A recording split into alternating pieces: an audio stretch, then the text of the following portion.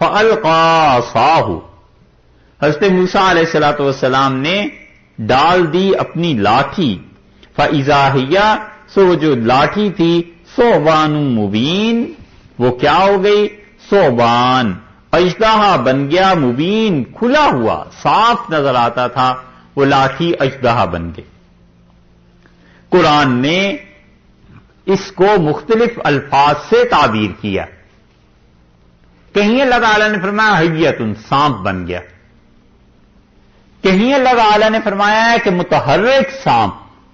تو مفسرین کہتے ہیں کہ مواقع کے اعتبار سے مختلف ہے، جو موقع ہوا ہے اس کی پکچر، اس کی تصویر اللہ تعالیٰ نے دکھا دی کہ اس موقع پہ یہ تھا، یہاں جو لاٹھی پھینکی ہے تو ثعبان مبین، وہ بہت بڑا سانپ بن گیا۔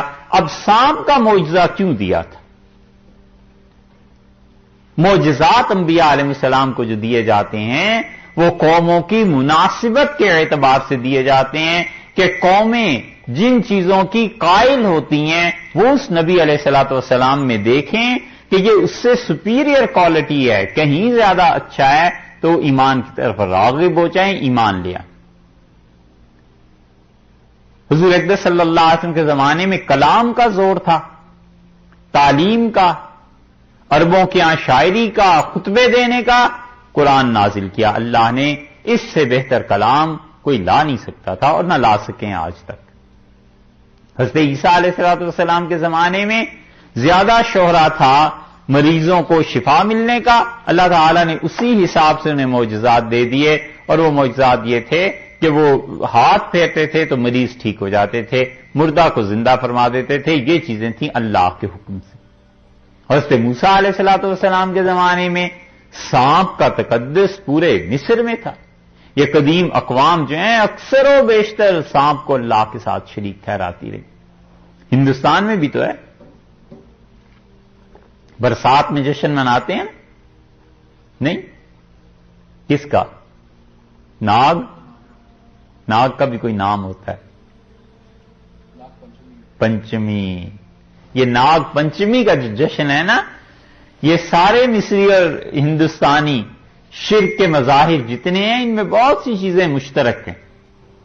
یہ بھی کوئی تحقیق کرے کہ ان میں استاد کون تھا اور شاگرد کون تھا، گرو کون تھے، چیلے کون تھے، مصر سے ہندوستان آیا ہے شرک، یا ہندوستان سے مصر گیا ہے، یا دونوں میں بھئی ایک وقت شیطان نے یہ کارکردگیاں شروع کی ہیں۔ لیکن جتنا قدیم شرک ہے اس سب میں سانپوں کی حیثیت ملے گی۔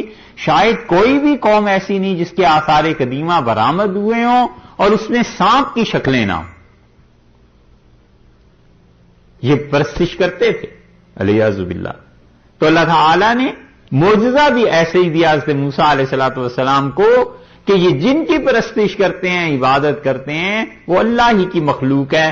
اللہ کا اختیار اور قدرت پہ نظر کرو، اللہ چاہے تو تمہارے معبودوں جیسے ہزاروں کروڑوں معبود بھی بنا دے، اور خدا چاہے تو ایک لکڑی کو اس میں تبدیل کر دے جسے تم اپنا خدا سمجھے بیٹھے۔ چھوڑو اس شرک کو اور ان خرافات کو۔ تو اللہ تعالیٰ نے فرمایا کہ انہوں نے پھینکی اپنی لاٹھی، اپنا عصا پھینکا، اور کیا ہوا؟ وہ بہت صاف واضح طور پر اژدہا بن گیا۔ کیسا بن گیا، کتنا لمبا تھا، چوڑا تھا، کوئی صحیح روایت اس سلسلے میں ثابت نہیں۔